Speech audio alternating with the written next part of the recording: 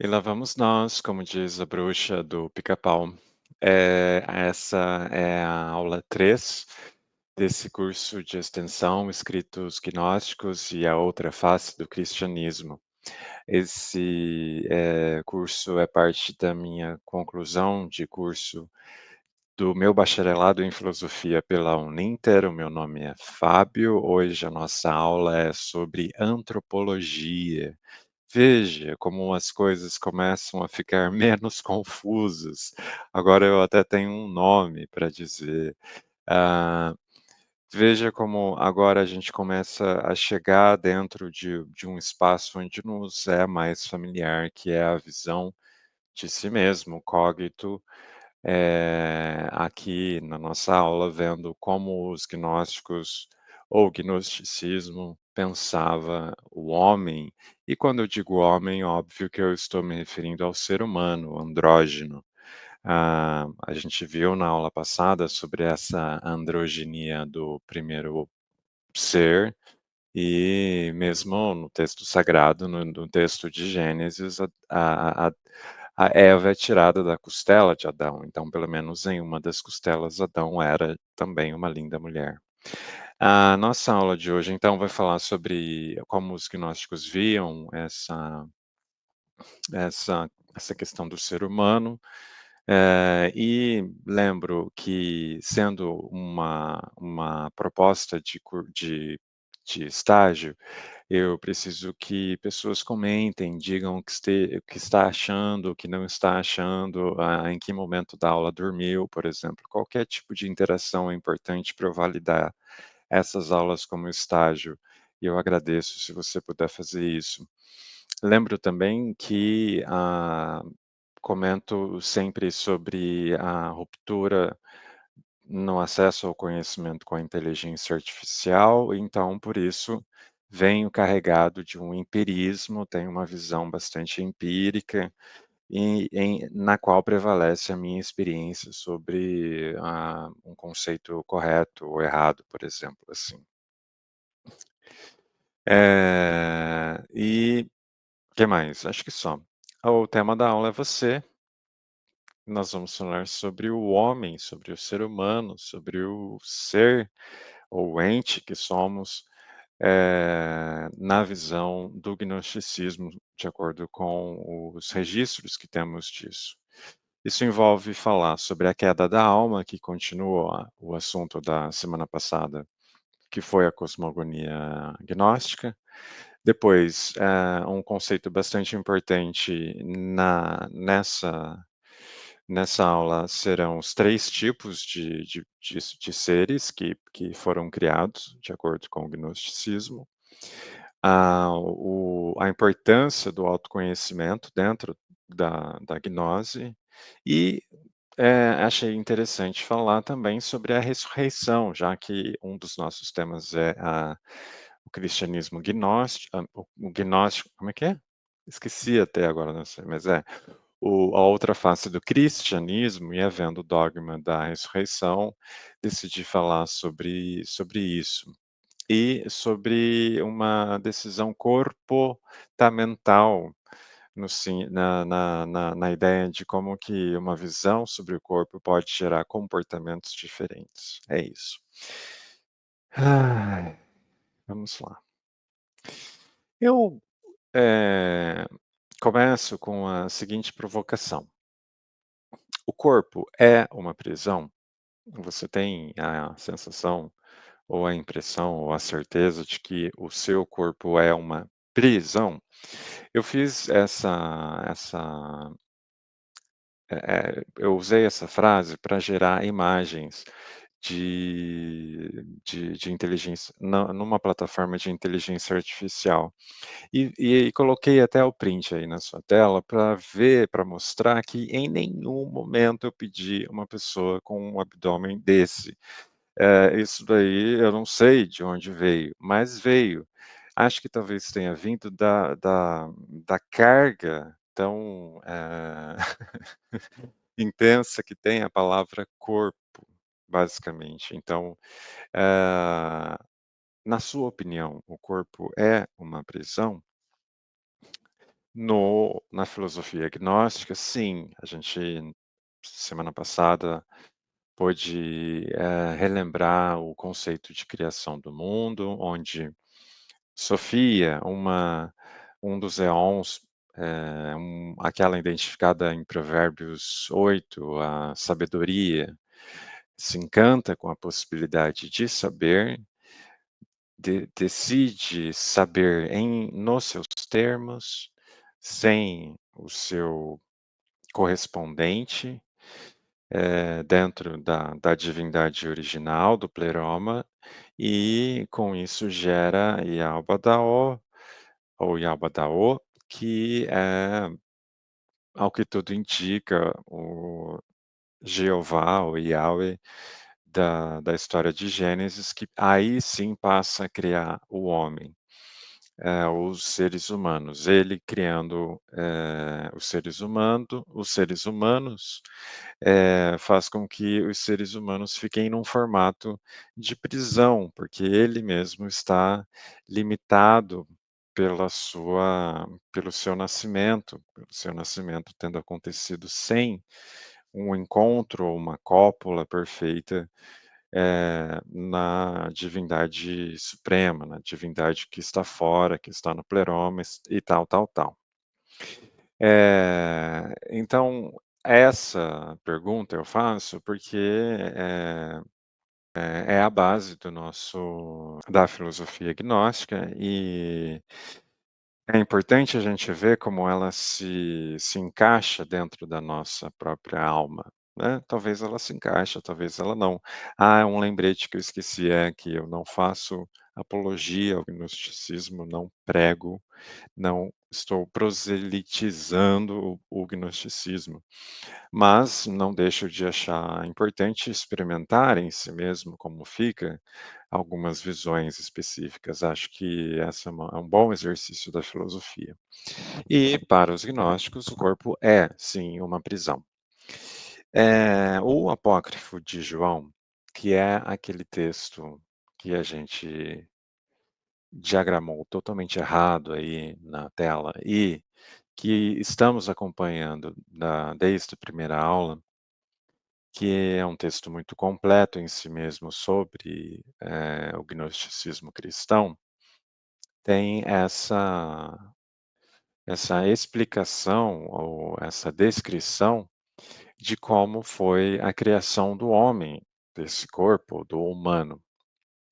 Esse apócrifo de João, recapitulando, Jesus explicando. João tem uma visão de Jesus ressuscitado e pergunta para ele os segredos, já nesse sentido a gnose, e Jesus tem um discurso bastante longo, detalhado e confuso no texto original, em que ele vai explicando como as coisas chegaram até até chegaram onde chegaram. O texto do apócrifo de João é o seguinte: os poderes se iniciaram, lembrando Yaldabaoth, como primeira criação, cria 7 arcontes, 7 poderes, que iriam eles sim, gerar a realidade material. Os poderes então se iniciaram, os arcontes.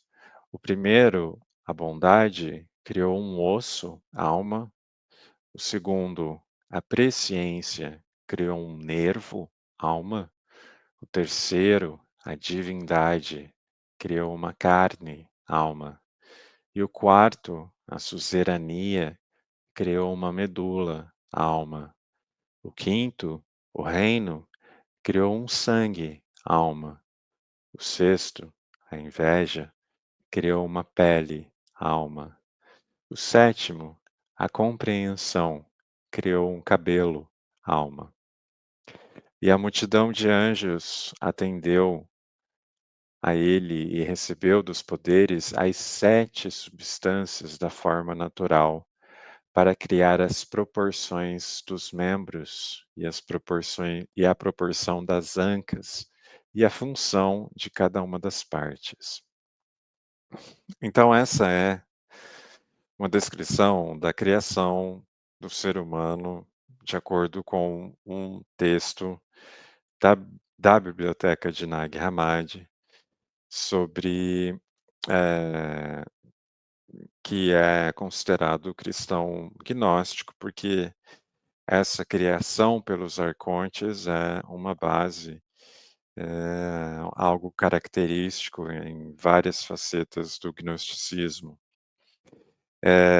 Eu acho esse texto muito interessante, porque ele vai se dividir com ele, a gente tem uma estrutura septenária e a gente pode misturar com outras estruturas septenárias, como os planetas, os 7 pecados capitais, e é isso que faremos. Porém, antes, eu queria falar sobre os 3 tipos que os 3 tipos de pessoas, de seres, de entes, que podiam ser criados naquele mundo criado por um Deus mau. Quando, eh, esse demiurgo começa a criar o mundo, ele usa, segundo Gênesis, barro, segundo os gnósticos, ilé, substância em grego. Ilé também é o nome da obscena senhora D, naquele livro da Hilda Hilst. É a substância primária, é só o corpo, é o barro. E então os gnósticos entendiam o ser humano como dividido em si mesmo, em alguns sistemas em classes, mas sistemas mais avançados, isso é tratado como uma divisão interna de cada um, como sendo ílico, ou seja, substancial, hoje a gente usaria a palavra corporal, também psíquico, que é aquele que é uma alma, não só um cadáver, mas algo que reage, que dá uma resposta, ainda que seja só piscar, mas é uma alma em movimento. É engraçado que esse ser psíquico, que seria obviamente um pouco acima do ílico, que é a semelhança de uma pedra, é simplesmente a coisa, ele pode chegar a uma gnose também. Segundo os gnósticos, existe uma forma de entender o mundo material, de entender as leis do demiurgo. Aliás, todo o Velho Testamento, para os gnósticos mais radicais, cristãos gnósticos mais radicais, é uma forma de entender as leis do demiurgo, as leis do Deus mau. E dá para entender. Eles, pelos caminhos do deserto, da escravidão e do exílio e tantas aventuras num clima de muita azaração, acabaram compreendendo as leis do demiurgo, chegaram a um conjunto de ética, de moral, mas do demiurgo. Isso é capaz ao homem psíquico. Hoje a gente pode dizer que o iluminismo ou o método científico, como quer que seja, também consegue explicar o mundo material, também consegue abarcar o mundo material, não totalmente, mas com bastante e cada vez mais precisão. Mas esse é um subconhecimento, por assim dizer, para os gnósticos, porque eles entendem que haveria ainda uma terceira etapa de conhecimento ou de gnose que estaria reservada àqueles que são os pneumáticos ou os que se acessam dentro de si o pneuma. Pneuma, palavra grega para ruar, o sopro divino. O sopro divino para os gnósticos, ele, engana o demiurgo, porque o sopro divino vem, de fato, da divindade. Então, quando o deus mau criando aquela matéria ruim, conforme a opinião dos gnósticos, na hora do sopro, ele faz com que o pneuma seja escapado, e o pneuma é redentor, porque ele vem diretamente da plenitude, onde estava Sofia já, reconciliada com o seu par. Essa história de ter 3 tipos de pessoas, e aí, há essa divisão de que isso poderia ser 3 etapas, por assim dizer, dentro do próprio, gnóstico, ou poderia ser mesmo tipos de pessoas. Pessoas que nascem e morrem simplesmente ilicamente, ou simplesmente vivendo na carne, na substância, pessoas que se dão muito bem já nas regras do jogo, seja ele qual for, ou as psíquicas, mas pessoas, que seriam aquelas que viriam direto do pleroma, e aí, no caso, para os cristãos gnósticos, Cristo sendo não tendo um corpo ílico, não tendo um corpo psíquico, essa é aquela dificuldade do corpo que falamos na semana passada. Mas esse movimento, de três voltas, no gnosticismo fica registrado de uma forma muito interessante com a relação que eles têm com Sete. Não o número 7 também, mas Sete, filho de Adão e Eva. Filhos de Adão e Eva, quem que você lembra lá da escola dominical? Você lembra de Caim e Abel. De novo, a dupla não deu certo. De novo, o número 2, como a gente viu na aula passada, e o segundo dia da criação, de novo ele deu uma certa um ce alguma algum um pequeno probleminha ali, porque Caim matou Abel. E ou seja, era preciso ainda uma redenção daquele início, para os primeiros filhos da família de Deus, uma família para pertencer, e um filho mata o outro, era preciso uma redenção, e a Bíblia diz que, chegou a redenção para Adão e Eva na pessoa, no nascimento do terceiro filho, Sete. Isso vai virar até uma seita, os 7 anos que eram gnósticos, entendiam como a linhagem de Sete, a linhagem sagrada, aquela que mantinha,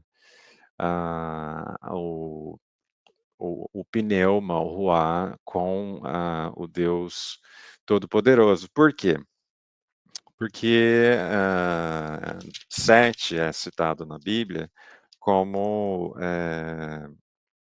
linhagem direta de Noé. Noé tem a experiência de sobreviver à destruição gerada pelo Deus criador do mundo. Então, dentro da filosofia gnóstica, isso fica bastante interessante, porque se o demiurgo fosse ou sendo na nesse pensamento mal, ele realmente toma a iniciativa de, destruir o mundo logo em seguida. Depois, assim, pouco tempo ele já estava entediado.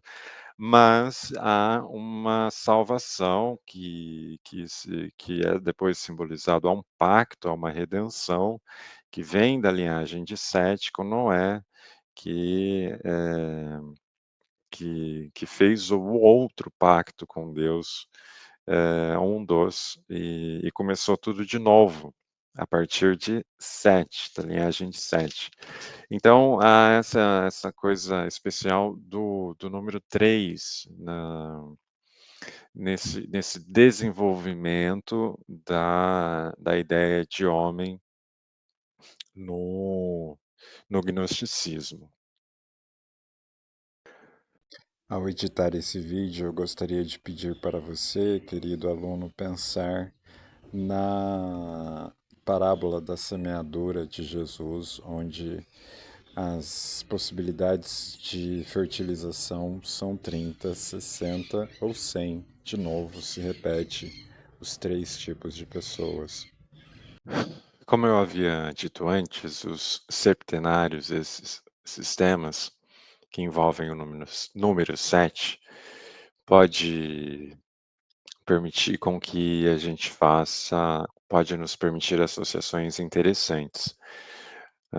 Pode permitir que a gente crie uma tabela de Excel, por exemplo, e nela vai caber várias coisas. Por exemplo, essa relação que eu havia iniciado na semana passada, que é a relação com os arcontes, esses 7 ajudadores do demiurgo, esses 7 criadores, co-criadores do mundo, com os 7 planetas, já há muito tempo 7 astros, já há muito tempo venerados, observados pelo menos, e pela astrologia, que depois foi virar astrologia barra astronomia. E então eu criei essa tabela que você vê na tela, que separa aquelas 3 categorias, iniciais de ílico, psíquico e pneumático, ou matéria, sistema psíquico do demiurgo e pleroma, luz primordial, se é que a gente pode chamar assim. Eu criei essa tabela onde cada ílico será um dos astros, da astronomia antiga e da relação que esses astros têm com, o os pecados capitais e com a superação deles. Então, basicamente é isso. Se a gente pensar que quando a alma, sendo uma centelha do pleroma, desce, cai para a realidade material, ela teria que passar pelos sistemas gnósticos, passar lá de cima para baixo por Saturno. Saturno, sendo o planeta mais lento do nosso, sistema solar ou da apresentação dos astros no céu, poderia dar para, sendo um deus criador mau, poderia dar para essa alma a preguiça. Mas, sendo não só uma substância saturnal, mas também um ser psíquico, que portanto tem, o poder da decisão, da preguiça e às vezes até a tendência, esse ser também, esse ente também é possível, sendo pneumático, pela mesma queda, encontrar a esperança, que é a quietude esperançosa, ou a preguiça confiante. Se na queda da alma para a matéria, ela passa por Júpiter, ao planeta da insaciedade, da gula, do abarcar em si mesmo 2 vezes e meio a massa de todos os outros planetas do sistema solar, ele poderia dar àquela matéria uma ideia também de insaciedade ou de gula, mas com a porção pneumática dessa centelha divina, a insaciedade geraria o equilíbrio, o conceito de insaciedade geraria também, intuiria também o conceito de equilíbrio, sendo a mesma coisa ainda, a mesma matéria, ou seja, não a mesma matéria, mas sendo ainda o mesmo sentido de queda da alma. Passando pela queda e passando por Marte, o planeta vermelho, ela iria pegar daquele ferro, daquelas armas que são forjadas em Marte, a ira, a raiva, mas no momento de completa ira, você pode ter ou uma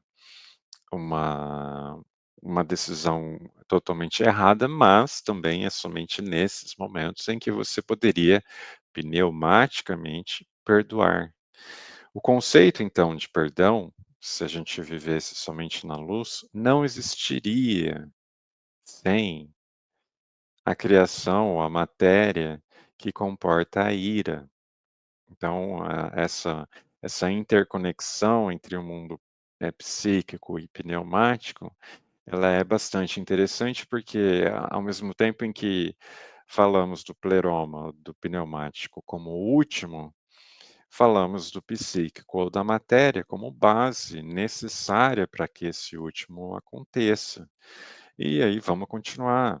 Vênus, a deusa, ou a deusa que, ao cair, passar por ela na queda, nós encontraríamos a luxúria, a beleza, e que o ser pneumático traria do pleroma, ao entrar em contato com a luxúria, o prazer, não diria nem entre aspas, mas a satisfação da abstinência ou na abstinência. E passando por Mercúrio, aquele que faz a volta mais rápida ao sistema solar, sendo parte criada por Mercúrio, aquela alma, aquele homem ou mulher poderia aprender a ganância, e aprendendo a ganância com a sua própria matéria, identificando a ganância com a sua própria matéria, ela poderia descobrir o seu lado pneumático, que seria a caridade. Veja, como explicar caridade para alguém? É muito fácil dizer, sabe, alguém que não que quer tudo para si? É nessa interconexão que estamos trabalhando. O sexto astro que era visto e que aqui a gente está fazendo essa brincadeira, da qual poderia nos dar, segundo o apócrifo de João, a lua teria nos sendo um arconte, teria nos dado a pele. O ser psíquico, vendo que eu tenho uma pele, mas que não consigo dividir com ninguém, e o outro tem uma que talvez seja melhor que a minha, o psíquico poderia, a partir dessa experiência, desenvolver a inveja, um dos pecados capitais.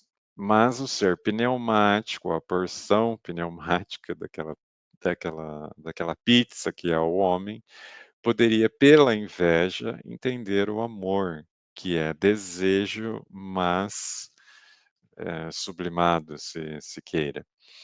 E, finalmente, passando pelo nosso querido Sol, a centelha divina, ao passar por ele, pega daquele brilho e daquela constância e daquela opulência a característica psíquica do orgulho, da soberba, mas o ser pneumático ainda consegue, com esse orgulho, descobrir a fé. Não foi assim que Abraão descobriu a fé? De acordo com a tradição, ele descobriu num momento em que tinha orgulho, mas não tinha visão material do seu orgulho, então era um orgulho para fora de si, tempo, espacialmente. Enfim, essa tabela, eu gosto muito dela, porque mostra aonde está, ou como é possível sermos, muito, podemos nos contradizer de forma muito frequente, isso é natural, porque estamos no meio de uma tensão em que, eh, como Paulo diz, é difícil de resolver, como Paulo diz: "Quem me livrará deste corpo de morte? Quem me livrará dessa construção demiúrgica que é má?" Estou passando, Paulo, para o gnosticismo, mas esse salto não é tão correto. Enfim, Fica evidente então que esse sistema permite até uma psicologia além de uma antropologia. E é justamente o que acontece logo em seguida, quando quando na primeira aula eu mencionei que os alquimistas e Jung eram manifestações também do gnosticismo, isso acontece com a a seguinte máxima, que é atribuída a vários textos alquímicos, que é "Solvet coagula et habebis magisterium", que eu poderia talvez traduzir, "Solvet coagula" como, dissolver e coagular. Na No sentido de que se, voltando à tabela anterior, se as coisas são se as coisas têm polaridades, mas são uma só, se uma coisa é o oposto do outro e o dualismo é a característica, como a gente viu, principal no gnosticismo, se é assim, eu consigo acessar o meio. Eu consigo chegar na substância, no lápis, na pedra filosofal, eu consigo chegar, hum, no local ou no espaço mental ou na realidade que seja, que é diretamente vinda da luz primordial, pneumática, diretamente espiritual, que é, no final, superior à matéria, apesar de ser, ao mesmo tempo, sendo derivada dela. Mas ela se mostra superior. Então, solvet coagula, em grego, a separação ou solves ficou é chamado de espal, e há uma etapa no meio da obra alquímica que é a purificação, mas no final se faz, em grego, agueiro, que é a coagulação. Espalhagueiro vieram juntas a ser uma palavra da língua portuguesa que é espagírico, que se refere àquilo que está realmente no meio de 2 polos, entre os dois polos da matéria. E tem essa frase muito legal que eu gosto, que está no Rosarium Philosophorum, que é um documento do século XVI, e ele está sendo citado aqui justamente pela segurança que a gente tem de achar, de de segurança de achar, mas pela proposição anterior de que os alquimistas portavam ainda esse pensamento gnóstico.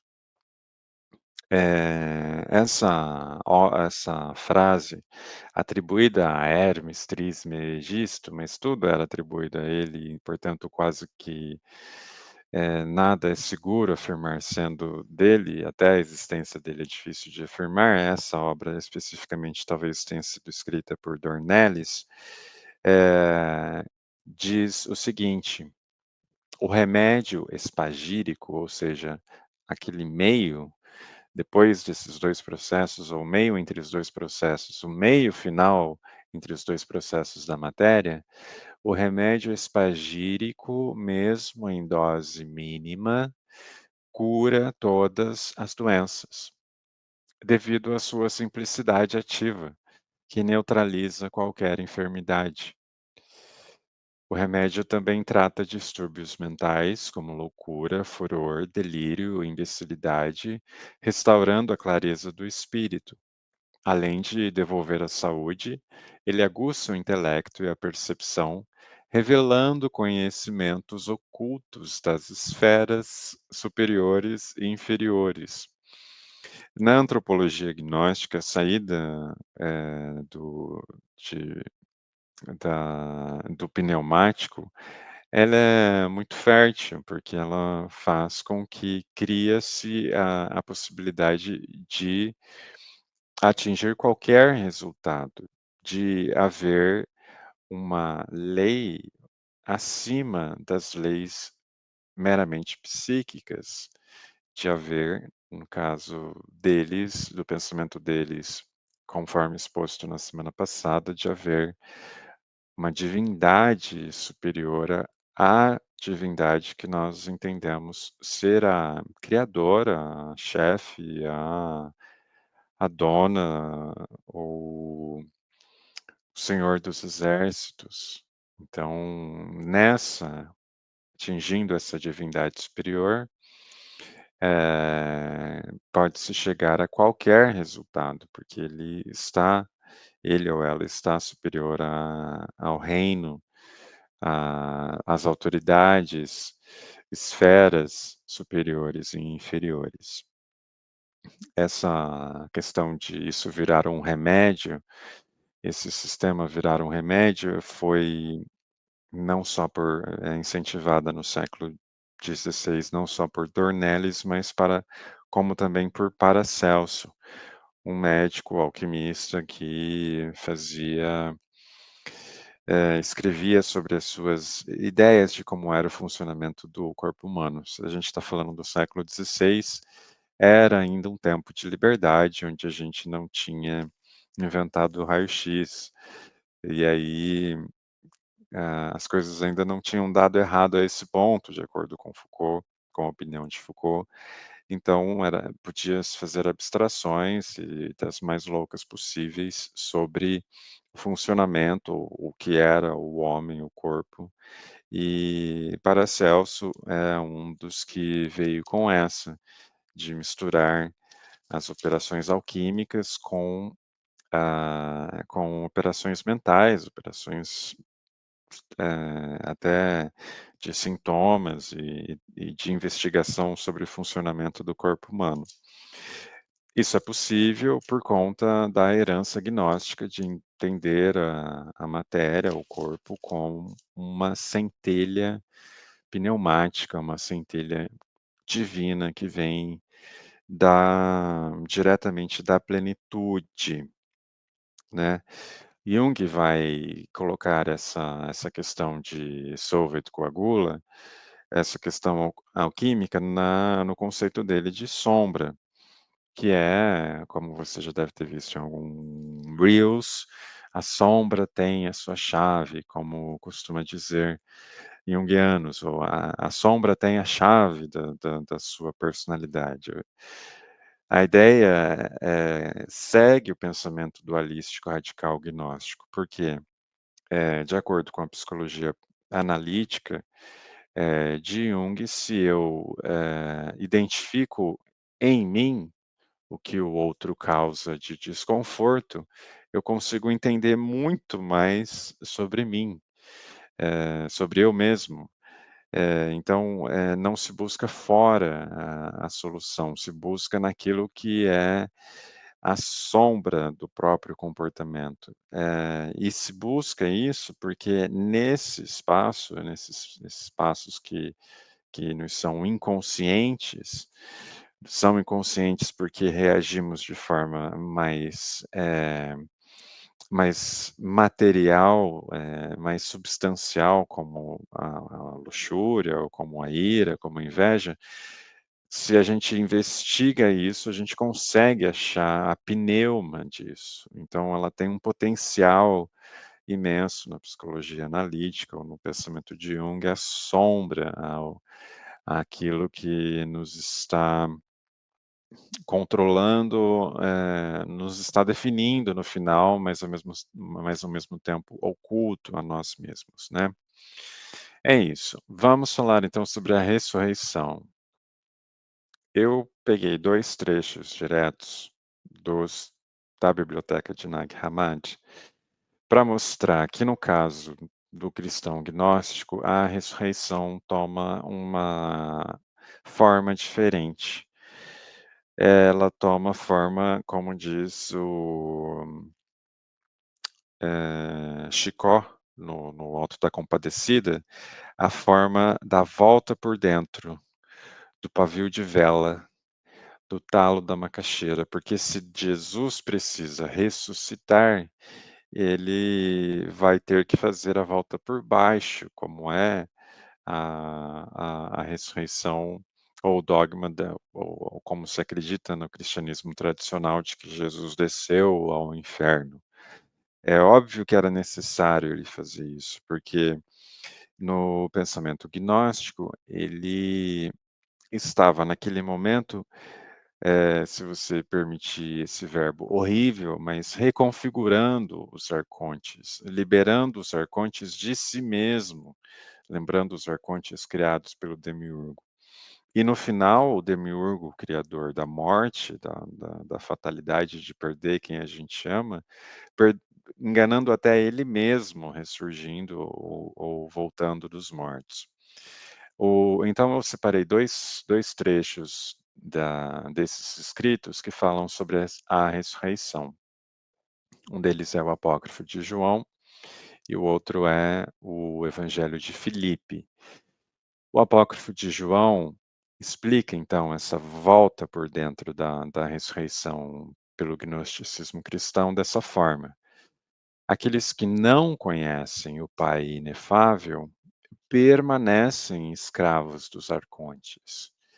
Quando a alma deixa o corpo, ela é entregue aos poderes dos arcontes, eles tentam prendê-la, de fato, algumas pessoas, e aí em outras visões de pensamento espiritual ou pensamento sobre religioso sobre o pós-mortem. Também se fala sobre o umbral, aquela pessoa que ficou presa nos próprios pecados da carne. E, continuando o evangelho do apócrifo de João, mas aqueles que possuem a gnose são libertos, pois recebem um selo luminoso e ascendem além do domínio dos arcontes, retornando ao reino da luz, deixando para trás a ignorância e nenhum poder pode detê-los.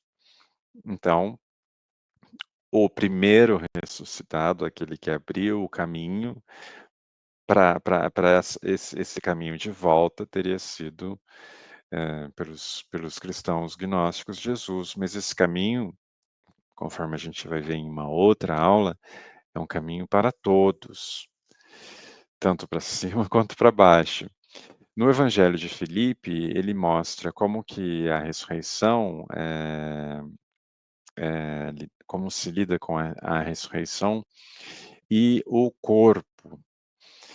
O Evangelho de Filipe diz assim: alguns temem ressuscitar nus. É, precisa pensar mais sobre isso, quem teme. Por isso desejam ressuscitar na carne, ignorando quem está revestido da carne que está nu. Quem se despe para se tornar nu, não está mais em vergonha. Profundo, né? Eh, Veja como, de novo, se faz um movimento de dualidade, mas um movimento, ah, para além de Caim e Abel, ou um terceiro movimento, que é entender a carne como uma nudez, porque eu estou, reagindo das formas como os arcontes, me mandam reagir conforme eu desci a matéria, enquanto eu estou reagindo, enquanto eu estou vestido de mim mesmo, aí é que eu estou nu. Mas a grande veste seria a veste que de volta, ou as vestes no Apocalipse de João, as vestes de louvor. Apocalipse de João fala a mesma coisa sobre esse medo de ressuscitar nu. Estranho, acho que precisa ser investigado. Agora já que a gente tocou no assunto do ficar nu, A gente vai ter que falar de novo sobre aquele abdômen do início, porque a visão que se tem sobre o corpo, já que a gente está falando de antropologia, sobre o homem, vai gerar interpretações diferentes da vida mesmo, de como se usa o corpo. Eh, algumas seitas gnósticas foram identificadas por Irineu e Epifânio. Eles, descreviam algumas seitas gnósticas como extremamente, flexíveis nas regras com o próprio corpo, especialmente na questão sexual. Falava de Irineu, e Epifânio falava que os carpocracianos, por exemplo, não tinham um limite na questão de barreira entre um corpo e outro, porque se não somos, não somos isso daqui, então ninguém também é e logo ninguém é de ninguém, né. Agora, ao mesmo tempo, outros gnósticos há registros de outros gnósticos, como ficou registrado no Evangelho de Tomé, na frase ou no Log 1:27, que já entendiam de outra forma. Se não somos, então, daqui, nada daqui nos interessa. O Evangelho de Tomé diz: "Se não jejuardes em relação ao mundo, não achareis o reino. Se não guardardes o sábado como sábado, não vereis o Pai." Tomé aí nessa balança entre sim, jejuar, porque é pela escassez também que se chega ao pneuma ou ao pleroma, mas também é pela plenitude ou pelo descanso, pelo respeito a esse descanso que se chega ao Pai. Então, é importante a gente dizer que, embora as orgias ou a liberalidade sexual, assim, exacerbada de seitas gnósticas pré-cristãs, aliás, cristãs primitivas, possa ser verdade, elas não são relatadas por seus detratores anyway, de qualquer forma, Irineu e Epifânio estavam para falar mal mesmo, né, e a gente sabe que quando se quer falar mal de alguém, geralmente um dos caminhos mais fáceis é mesmo usar os comportamentos sexuais daquela pessoa. Mas, por outro lado, então isso pode não ser verdade. Por outro lado, sendo o gnosticismo uma herança também do pensamento grego, babilônico, iraniano, tudo que a gente falou, a gente poderia também chegar no conceito de hieros gamos, que é a conjunção sagrada que aí, nesse caso, o corpo também teria uma função que não simplesmente portador da centelha divina, né. E as relações, corporais, também teriam, funções, também teriam implicações, nesse tipo de pensamento, né. Então é isso, confuso, bastante confuso e vai piorar. Mas recapitulando, eu queria citar o Luiz Antônio Pinheiro, que cujo trabalho me ajudou bastante a montar toda essa exposição. Espero que ele não se aborreça com isso, não se sinta arrependido de ter escrito os seus textos, mas para a gente ter uma visão mais séria e menos bem formatada, na tela sobre a antropologia gnóstica, a gente pode dizer, citando Pinheiro, que As bases desse pensamento é o homem composto de carne, alma e espírito, essa trindade dentro do homem e 2 princípios essenciais, o mundano e o extramundano. A gente também pode dizer que corpo e alma são produtos de poderes cósmicos que o formaram na imagem do homem arquetípico, entrando aí a definição ou a imposição dos arcontes àquele homem arquetípico que vimos na semana passada.